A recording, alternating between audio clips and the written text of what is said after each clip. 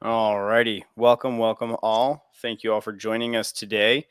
I have an awesome opportunity to chat with two individuals today about virtual and augmented reality. We're going to talk about some mixed reality in there. It's going to be a rocking good time. So I'm going to allow them to introduce themselves, and we'll kind of go into the conversation from there. So Rachel, go ahead and start, and we'll start there. I knew it was going to be me. I have a friend that's always like, ladies first. So I'm the director of Taikai Esports, and I've been operating as the director for almost 2 years now. July will be 2 years. Basically, with Taikai, we strive to build community, inclusive, positive, non-toxic ones through gaming. And we started with esports during the pandemic, providing colleges a virtual experience they could book that was safe for their students, but still allowed them to connect with each other. And then we added VR to the mix, offering mobile virtual escape rooms and exploring the virtual space. We realized there's a huge potential with VR and esports. So we've been working on developing our VR esports program. So very cool, very cool. And then we'll go to Gregory. Yes, so I'm the CEO and founder of VR Motion Learning, and we have developed tennis esports. And tennis esports is not a traditional esport where you sit on the computer and you push the buttons and you shoot aliens. In our case, we have converted the real tennis court into a virtual court, and you play tennis at home as you would do on the real court. And it's not like Wii where you just wave your hands. It has authentic moves, and it's real tennis, basically. Very cool. Yeah, we're going to get into some of a little bit more of the learning environment there, and just kind of what that looks like from a back end perspective. I'm Brandon Brunhammer. I am the Director of Research Learning and Simulation at AVI-SPL. I am also the Vice Chair of the Esports Trade Association. So welcome, and let's get into it. So just kind of looking at some trends and how VR is starting to develop and starting to grow a little bit more in tournament play, and just kind of what that looks like.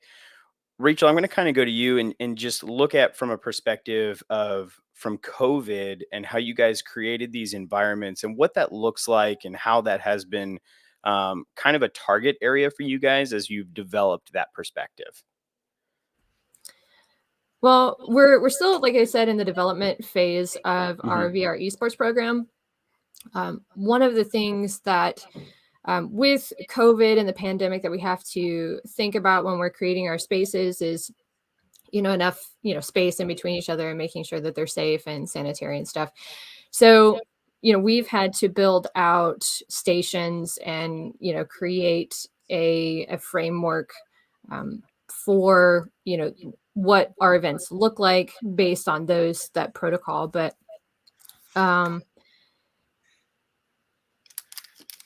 it's been a challenge to just create, to figure out what games work in that space. A lot of people don't have experience with VR, so it's a matter of teaching them how to play VR first, and then get them involved in a game that they haven't played yet. So that's I don't know if I answered the question exactly, but so from a gaming perspective, like as you start to evaluate the games and you're starting to bring these onto campuses and different things, are you noticing trends that, group gaming is more relevant, interactive VRs? Are you looking at more of a single person action shooter? Are you looking at, I know you guys have done escape rooms, those kinds of things. I've noticed that there's a trend more towards multiplayer gaming. Okay. We played a lot of Elven Assassin, and Population 1 is one that we're really, really focused on. Yeah. It's basically, like, if you don't know what Population 1 is, it's Fortnite in VR for the most part, building walls and, taking each other down, each team and squad down. We've also looked at, I know Blastion is one, or it's Blastion. Yeah. That was pretty popular this year, but it tends to be more towards the multiplayer gaming. So Elven Assassin, there's like Facebook communities that are already doing esports tournaments. And so we really highlighted that at our fairs and made that our introduction, to VR. So very cool. Very cool. And Gregory, I kind of come to you in the perspective of you're seeing it from a different angle. So you guys have a development within the game. You guys have created a platform where you're essentially playing tennis in VR, which I've already said to you guys previously, I'm terrible at tennis, but it would be interesting to have the opportunity to try it and play it. Which you guys have a tournament coming up in London. We'll talk about that in a little bit, but just from your perspective, why tennis? What was the trend that kind of put you guys on that roadmap? Well, first of all, I want to highlight that we don't position ourselves as a game. It's more a virtual sport. Okay. And it's something, fitness at home, training, but competing, matching, having fun. Everything which you do on the real court, you can do on the virtual court, and more than that. Why have we started it? Because there is basically nothing in tennis on the VR side.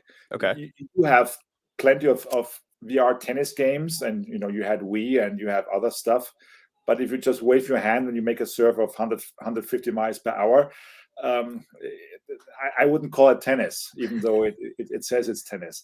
So we wanted to have the authentic moves, the authentic ball physics, so that you really feel the sport as you would do on the real court, to have it on the virtual court. And that's why we also call ourselves motion learning, because we want to, train the real motion, which you can use again on the real court. So are you guys utilizing capture suits when you actually play? Have you already done all the development from that perspective? Kind of walk us through how the involvement with utilizing the consoles and what that looks like from a game, from a sport play perspective. Yeah. So we have decided not to go into markers and to go into having trackers on your shoes, on your shoulders, and that stuff, because that is not convenient, and it's not hygienic, and it's right. It's expensive. So we went two ways. The first one is we're using the tracking from the headset and from the controllers. Okay. So we do have the motion of the racket, which triggers the ball physics. That's already done, and we have a development going on for full body motion tracking.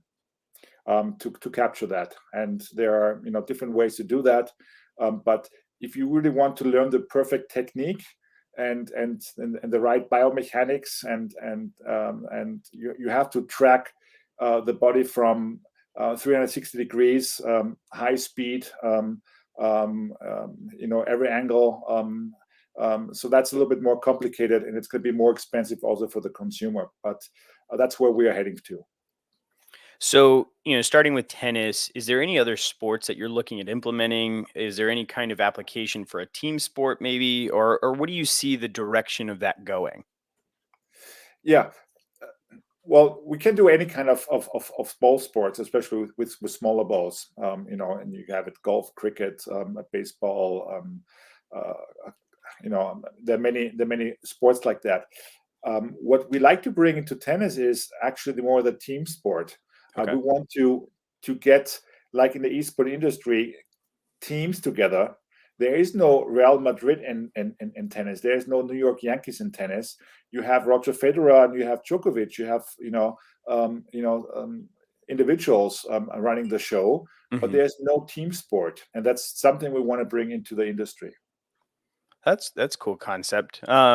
So kind of going back to the mobilization and the understanding of what that looks like from a mobile perspective. You've got a court that's essentially being played. You've got the space laid out. Um, I would imagine that it's very similar to the aspect of the size of what a regulation, at least half of what a regulation size would look like. When you're doing something competitive in your home or something like that, can you scale it? Because obviously, in my guest bedroom, I'm not going to be able to do something of that size. But would that be something that maybe down the road we could be looking at from a sizing perspective, difference in changing, choosing different courts and things like that? Yes. Well, as you know, with every headset, you define the space you have Yep. where you are safe. So this the same with us. You define exactly the space which you have, and within that space, you play tennis. Now, if it's a small space, you only can play backhand, forehand. You're not going to run around. But if you have more space, you're in a garage or something, you make a bigger space and you make it up to half a tennis court, and you really run around. It's just that when you play a tournament, you have to make sure that both parties have the Okay. same space. Otherwise, it's unfair. Sure. But for training purposes, it's really individual. You can define the space as you like. Very cool. And Rachel, I come back to you in kind of the same form from a space perspective. We create a lot of VR environments for universities, and they create pods, which are typically 6 feet by 6 feet or 3 meter by 3 meter. Just kind of understanding what size you guys are looking at there, and how you guys are evaluating that when you bring consoles to universities and stuff. We've had to pretty much invent our play space, and usually when we go to college or a fair, we have a set amount of space that we're allowed to use, like a conference room for college, for instance, a tent for a fair. We learned that that's not necessarily always a good option with the weather, but that's definitely something that you have to consider. But as far as Right. space goes, we've created our own framework that provides a 10 by 10 space for Okay. each player. So we typically have the stations, we call them stations, side by side and connected together to where you could play 3 on one side and 3 on the other side in their own 10 by 10 space. So it's the creative genius of our founder, but it works. It's a lot of equipment that you have to take and manage, but we have, and we've had some success in that. So Yeah, and I would pose the question moving forward, like a trend that we're obviously all seeing is, these 360 treadmills that we'll call them. They're not really treadmills, but they have the harness. You can sway or swivel around back and forth and in full 360. Do you guys see that as a future application that's going to be involved with esports as it starts to develop? Are you seeing that as more of a hindrance, especially with a sport such as tennis and or single person shooter, as the mobility is kind of a big thing? Crouching, having the ability, kind of restricts a lot of those movements. Do you see that as something that's definitely going to be looked at as a future perspective, or is it more of a game by game basis? As far as the treadmills go, I could definitely see them being something we use in the future for VR. Ready Player One all the way. Right. Yeah. However, we learned that especially moving and traveling, we had tried to bring in some cinematic chairs that were very large and they're very heavy. And I'd assume that those are the same, that they're, large and heavy. So, figuring that into the logistics of everything for smaller events, I would say, no, that's not going to be what we would use if you're Right. traveling with the equipment and going from school to school. But if you're setting up a larger event, I could definitely see that being implemented. It's just, it would be a bigger production overall. So, Yeah, and I would pose kind of the same question to you, Gregory. Like, if you're looking at a tennis match, and or even a golf application. There's a lot of restrictions there. Being a golfer myself, just the understanding of the mechanics of a swing and those kinds of things. I mean, with you trying to emulate the reality as closely as you can replicate, how does that work for you with potentially restricting mobility in those kinds of circumstances? Well, we don't want to have any chairs or anything which helps that. We really want to move as authentic as possible. The way we solve it is that we have an auto port system. So if you don't have the space and your opponent shoots the ball into the left corner, you will be auto ported to the left corner, and you can strike the ball back from the left corner. So there's an auto port system. You can regulate that depending on the space you have, but that's the way we solve it. We want to be moving. We want to be standing without any artificial help. So it has to be as authentic as possible. Very cool. So as we kind of evolve the conversation and look at what viewership capabilities are, and what we're seeing as a trend, even from a large scale perspective, what are you guys seeing in a trends to kind of transition the viewership to be able to, view a tournament or have the capabilities to see what's going on in either VR or augmented reality or a mixed reality? Where are you guys seeing those trends, and what are you guys seeing from that perspective? One thing that I've realized in trying to stream VR Hmm. is that with Twitch in particular, everything still looks flat to the viewers. And so you don't get that immersiveness as the players are getting. And so it's still kind of just watching people play standard video games. Um, I feel that it would be neat to have a VR integration to where player or spectators could come and somehow view that and view it in a way that is kind of arena seating, possibly, Hmm. being able to look around. I don't know if that's in development. It probably is. Uh, but I really feel like that's what's going to, for VR specifically, I feel like it would become more popular, I guess, if, Sure. if we were able to actually spectate and be in that space as well. Um, I know one of the things that we do when we're designing systems, currently we've been working with a lot of visualizers and those kinds of functionalities through Unity and Unreal. And we've been developing a lot of 360-degree rooms that will allow you to play within the environments. It's got too much of a lag to be able to actually play tournament gameplay there, but it does give you the full capability to see what's going on in the environment 360. And if you had like a Steam controller or something from that, you can move around throughout the environment. We've even got an algorithm where you can move it based in an iPad or a Samsung tablet or something like that. uh, that would be kind of a cool from a large scale perspective to have viewership in there. It kind of, you're obviously not seeing it in full 3D, but because you could, but the cost would be substantially more. But it gives you a little bit more depth of playing field. You can see what's going on in 360. If the player is looking forward, you can see what's going on behind them. And it just gives you more of an environmental aspect. Gregory, I kind of come to you, and from a live tournament play, a viewership capability, how are you guys replicating that? Well, we do have live events like the one in London and elsewhere, where people play on retail places and elsewhere. Um, but most of the games are online. Um, I think one of the reasons why we're doing the live events is, first of all, you have you know a fun experience, and it's a little party, and it's great to see the others, how they do. But the other reasons too is that the penetration of headsets is still quite low. If you take, we have 50 million headsets out there. 2.5% of the households do have a headset, or maybe 3%. So that's pretty low if you compare it to mobile phone, where you have 96, 97% penetration.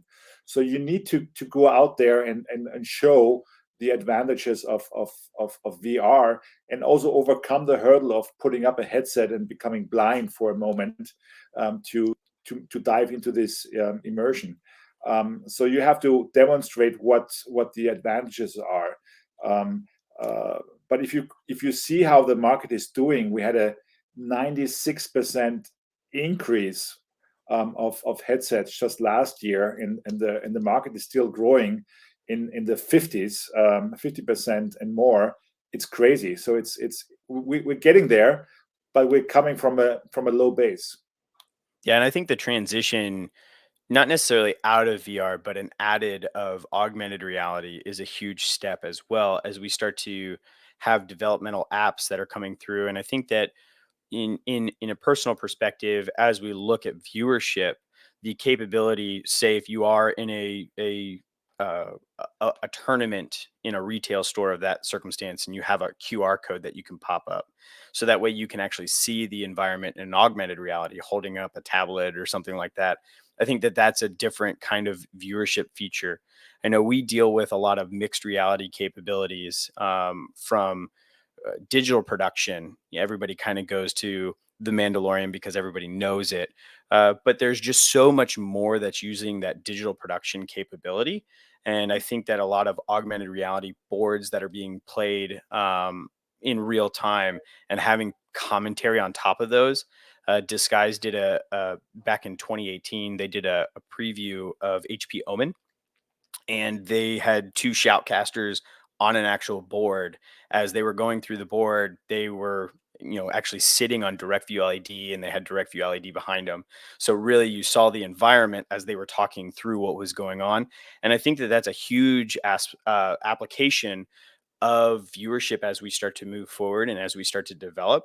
But I think that that's going to be a huge part of VR, because it's when you're at home and you're playing these VR applications. I mean, I've got an Oculus 2 behind me, and one of the things is it's so much fun to play. But if you're doing a party, you've got Top Golf that you're playing, and you want everybody to be involved, you still want to have that viewership camaraderie aspect. So I think there's a huge drive that still has yet to be defined on what that viewership looks like, even from an esports pro level perspective.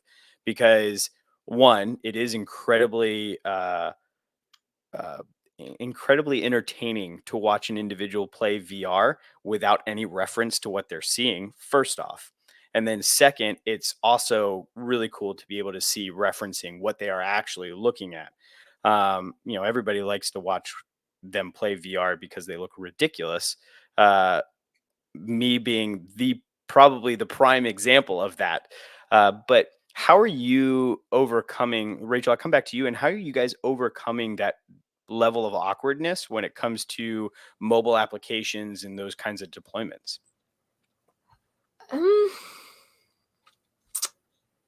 well, I'll go back to, we haven't really gotten to that point of figuring that out yet. Sure. We're still, like I said, in the developmental Hmm. phase. We've gone forward, and we're kind of having to come back and reassess some things, to figure out how to make the mobile VR esports space work. How do we connect the people together when, like you were saying, Gregory, that not everybody has a headset. And Right. so again, we're in this space right now of more introducing people who haven't had a chance to play VR.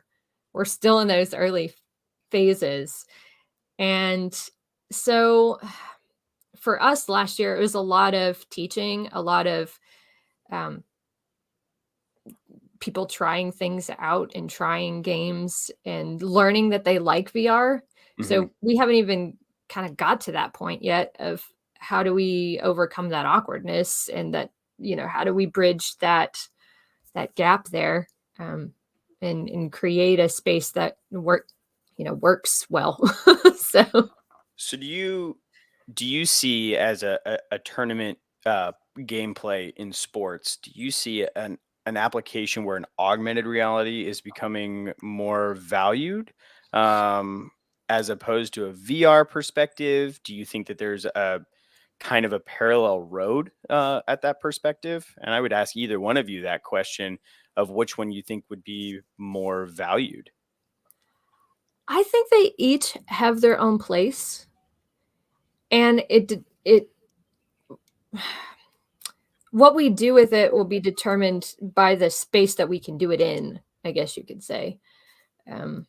I personally think that AR could possibly jump ahead of VR, only because you have that layer of reality behind the augmented reality, and people are starting to use it more on their phones. It's becoming a little bit more accessible, Mhm. though, a lot more people have Oculus Quests now.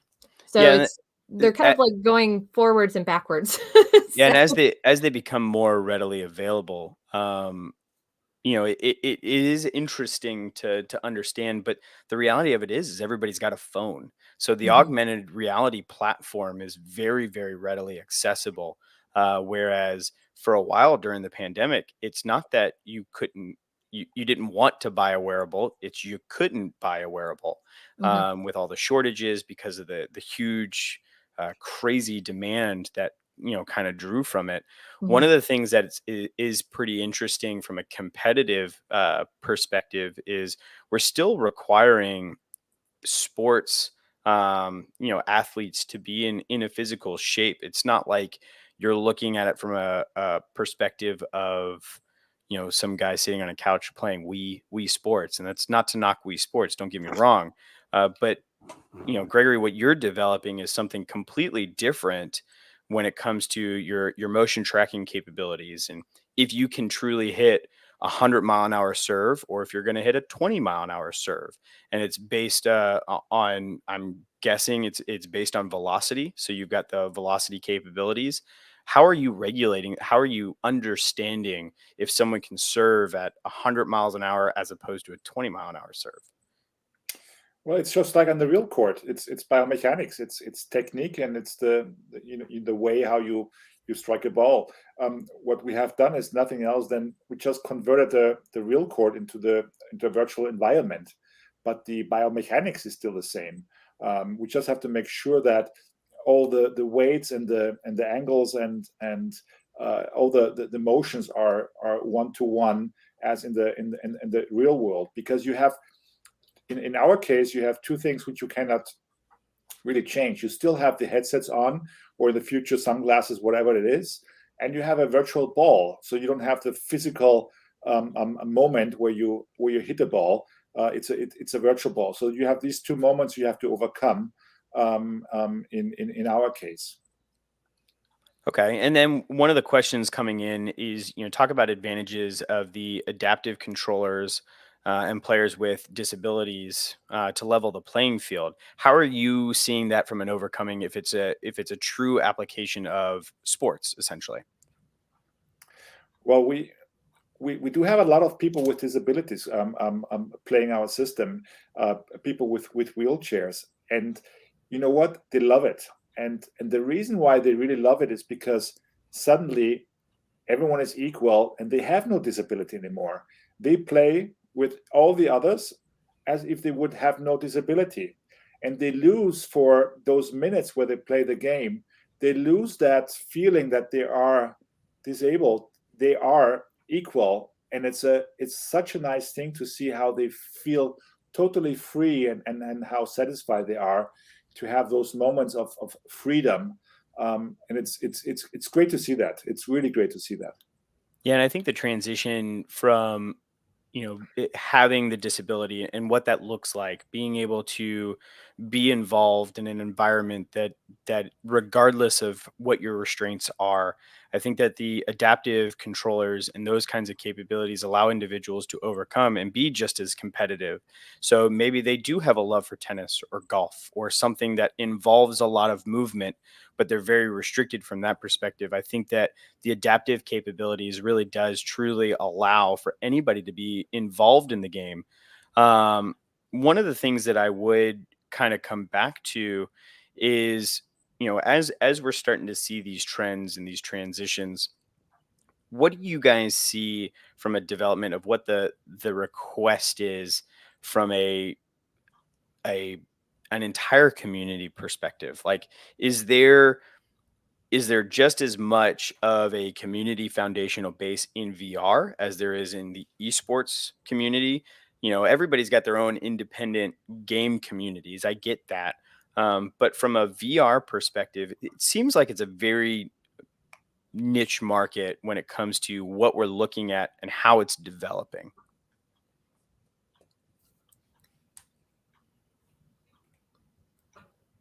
Hmm. So let's go a little deeper. So if we're looking at it from a community base Mhm. and understanding about population one, and understanding what those players look like. We talked about avatars earlier. It's a little different than playing a console game or something like that, because you literally are the game. You are the player. Mhm. And I think that, irrelevant of the adaptive controllers, and now you're looking at a person that's playing on a regular playing field from that kind of perspective. What do you think of the avatars that we're able to create, the flexibility? Are we still allowing individuals to be their own independent person behind the gamer? And that's the great thing about esports, is that it's all inclusive. It doesn't matter who, what, where, when, or why. It's, you can play the game, you can play it well, and now you're able to create this avatar that you're the gamer, so you can truly develop who you are. Are you Mhm. noticing that there's more of a welcoming presence there? The reason I said earlier is mainly because I still just feel like it's growing. I still feel like it's in its infancy, Hmm. and um I was kind of thinking about some things that you might possibly cover in this beforehand. And honestly, I think it's like a lot of the newer generations, just like in the Hmm. 90s and the millennials, they got computers, and all the you know prior generation, they were like, I don't know what to do with this, and millennials are like, let's figure it out. I feel like the younger generations are the ones that are really going to turn that in the direction that it's going to go. I think they're going to be the captains of that, just like we were with the internet. Um, so, being that it's still so new, I feel like those communities are starting to develop, Hmm. and I feel like that, like you were saying, VR does allow you to be the player and express yourself as that player, more so than in typical gaming. I'd say I would agree with that for sure. I just feel like it's just still so niche, kind of, Yeah. so. So some of the comments that are coming in, the problem at the end of the day is the access to the access to the product, which we have talked about a little bit. It was completely understandable, and the cost perspective. I do know, from a design perspective, there's a lot of universities and higher educations that are starting to implement programs that are allowing development for VR. And as it is still relatively new, from a concept aspect, as we start to evolve and evaluate, it's giving universities, giving students an opportunity to become involved with equipment that not necessarily they may have from a day-to-day perspective. um, and it's the same thing with esports labs and gaming labs. The idea, a huge driving force, is to allow individuals and students the capability and availability to play with consoles and things that they may not be able to afford or readily use. And I think that's a very good point. It's hard, especially from this perspective, to have that level playing field across when the development isn't quite figured out yet. You guys, Rachel, you guys are talking about how you're still in a developmental phase, and with COVID coming, it had to. It's an independent sport that gives you the capability to be in an isolated pod. You can have the cleanliness required, to be sanitary. You can control the environment.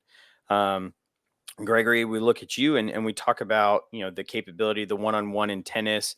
More so, you can look at team sports. You can also look at golf. You can also look at formula racing. So these capabilities, as we start to look in simulation and those kinds of things, really diversify the availability of the VR wearables. But I think as the transition is starting to become more relevant, and as it starts to become more prevalent, um, the idea is that it is going to be more difficult for every individual to be able to grab them. But I think that that's kind of one of the cool phases. Rachel, you hit how it's so early.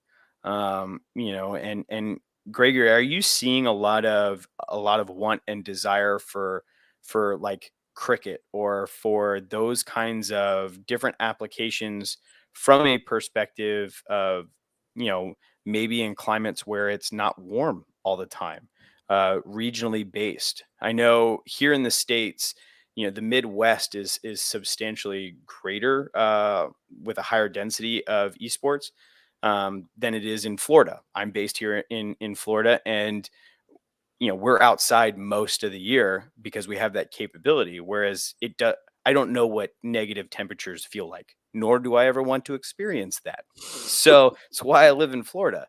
But as we start to evaluate that, and from that demographic and population perspective of location, are you seeing something there as well? Yes, and it goes into both directions. If it's too hot, you don't want to play tennis. You're not going to play tennis in Las Vegas in the summer, and you don't want to play tennis in Saudi Arabia in the summer. It just kills you. And it shouldn't be too cold. You're not going to play tennis in Canada in the winter outside. You're going to play it. You could play indoor. So yes, Florida is not the best spot for VR because it's always such a nice climate. But if it's very cold or very hot, you're more indoor. But I wanted to also to come back to your cost issue and hardware issue. I don't know how much did you pay for your phone, for your iPhone. Probably $300-$400 or something, 500, something like that. Probably still paying for it. I was still paying for it. Now look, the Oculus Quest you get now, and you get for $299. Yeah. So that's actually cheaper than most of the phones. And so that's an old story that you say, the hardware is too expensive for VR.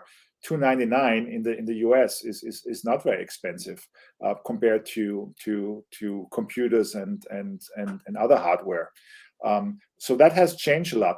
I think where the weakness in VR is not so much the hardware anymore on the pricing, but on the software side. If you think about, there are millions of apps on the computer which you can play, and in the Oculus Store you have 354 games only. Yeah. And that's where the difference is. So I think that in the future, the software supply and the offers that will drive the VR even more. The hardware is out there already with $299 from Oculus Quest, and the others are coming down with prices too. So I think the weakness is the hardware, other the software, not the hardware. I can agree with Gregory on that. I see that my mind just went completely blank what I was going to say. I agree with Gregory on that. Perfect. Well, I'm glad you agree. Thank you. Yeah, no, I would also second that, from a person who plays on Oculus. I would suggest also, because I deal with 360-degree immersive rooms all the time, that we have a lot of content creators that are creating in Unity and Unreal for environments to be able to move through and become more interactive. One of the big trends that we're definitely noticing and seeing beyond and outside of the esports realm is like museums are starting to utilize a lot of augmented reality with interactive capabilities. And I think that that's going to start to become more prevalent in augmented reality, whether it's, and the whole Apple Glass thing and the whole HoloLens. And now HoloLens is, you're talking the substantial price point there. But as we start to look at the development of augmented reality and what that looks like, I think that there's a lot more day-to-day capability and use when it comes to how we are seeing it, like a Pokemon Go, or how we're seeing it from an augmented game board, because then you can put the wearables on, you can still interact outside. That's not to denote anything from VR. It's a completely different path. VR is a very enclosed environment. It allows you to truly be in a different place. Where the augmented reality is you're interacting with the environment around you with an overlay. And I think that when I asked earlier, like if either one of you felt like they were parallel paths or if they were together or separate, I would have to sway towards the parallel paths, because they both accomplish something completely different. And to be honest, the wearables, you can go from an Oculus at 299, you can go all the way up to a Viharo, which is, $6,000. So I mean, the spectrum is there from the capabilities, and they have pass through, they have augmented reality capabilities, and I think that that's a big deal as we start to evaluate the VR slash AR application, as we're creating these hybrid modules. So starting to track keyboards, starting to track contrast colors on walls to make things interactive with pass throughs. I think that there's a lot of value there as well. It kind of goes back into that escape room thing, where now you're using a hybrid augmented virtual reality to make the environment also interactive with the virtual reality. And then it could take your level of tennis with an actual ball and being able to initially hit the first ball with a VR racket. I think that that's, kind of a transition, something that we can start to see uh, where it could be transitioning to. Yes. Well, if you look at the market projections before COVID came in, everyone said that AR is going to take over like hell, and VR is not going to move that quickly. Now the reality was the opposite. VR is growing like 100%, and AR is growing like 40-50%. Yep. But I would not say there's a competition with those two, because you have applications for both, and you have mixed reality, where you cannot actually make a real borderline anymore between those two. So both go in the same direction. Both are growing like hell, I think it depends more on the software applications which is out there, which is gonna grow faster than the other one. But they're both going to the same direction anyway. Yeah, and I think that the software in the current moment is the weak link in VR. Not that it's necessarily a weak link, it's just the amount of versatility that you have for individuals to be able to find their niche and understand where they want to play. But I think that as we start to see the environment and the community grow, the the definition of what environments are going to look like, and it is a lot to be able to create a 360 interactive environment. So as we start to look at those, the visualization is going to become greater, from an ocular perspective, and being able to see higher resolutions. And as those start to generate a little bit more, I think that there's going to be a lot more capability for definition. One of the statements that came in from an augmented perspective, where you could move around and it would show you pinpoints. I would take it one step further. We're working on a project currently where, and it's locally in your neck of the woods up in Amsterdam, working on a project where you can park your bike and you can define how many parking spots are left, and you can actually mark it as I'm going to park here, and then you can have a meeting in a centralized location as a smart hub, and then that augmented reality board from your parked bicycle will take you on your phone or on your glasses or something like that, will take you throughout a direction and give you directions to your meeting or to your active business. Now, understanding that this is a very different concept than esports applications, but I think that as we start to look at viewership, it's the same thing, making the environments interactive, whether it's a VR or an augmented reality perspective. As you walk into tournament play, being able to grab a QR code, and as you're walking through, grab a merch QR code and you get 15% off if you go find this one thing in augmented reality.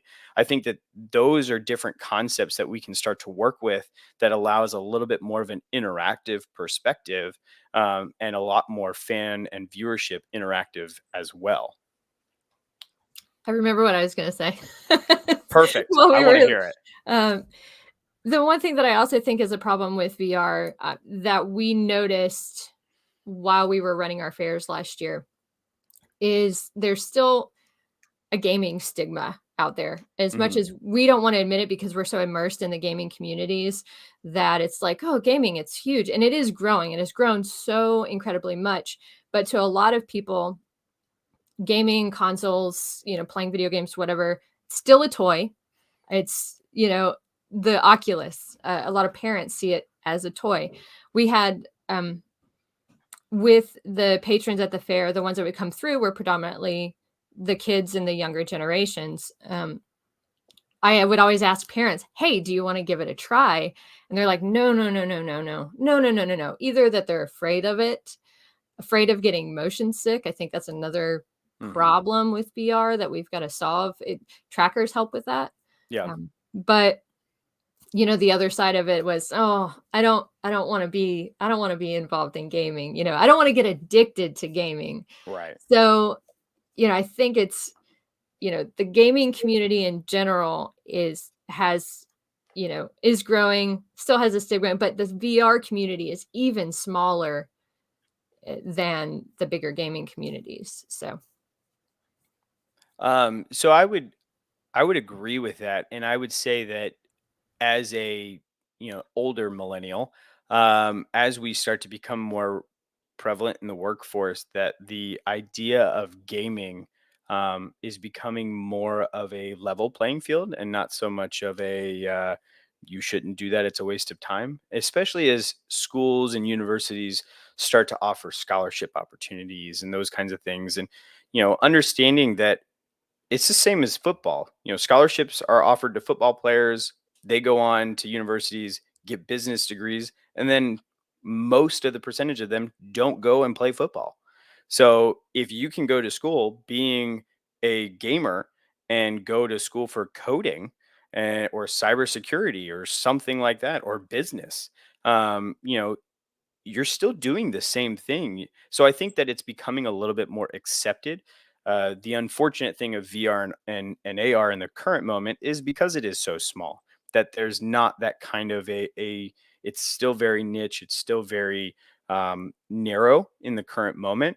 But I think that, Gregory, what you guys are doing with creating a sports aspect, like a true virtual sports aspect, I think that there's a lot of importance and relevance there, as we start to develop and start to understand what that actually looks like.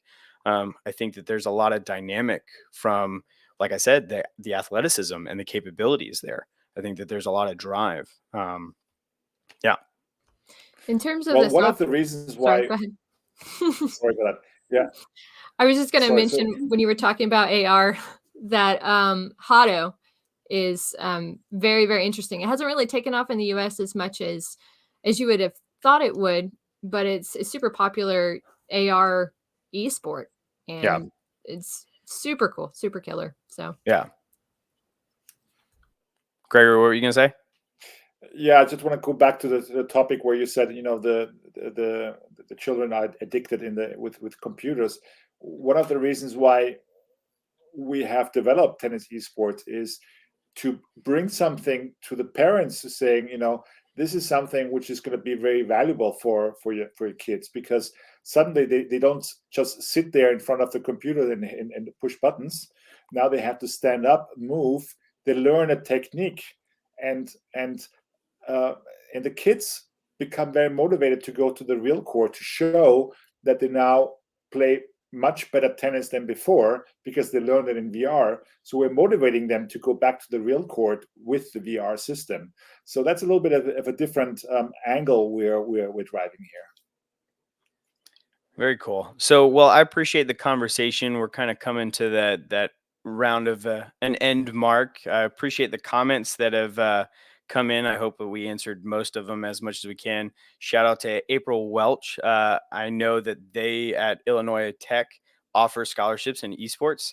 There's a lot of universities that are starting to drive and want to understand and start to develop that community within their programming. And we're getting a lot of inquiries to how do we create an esports environment? And it's no longer just a gaming environment. It's content creation. It's just so much more. And VR and AR is becoming a much more relevant ask as well.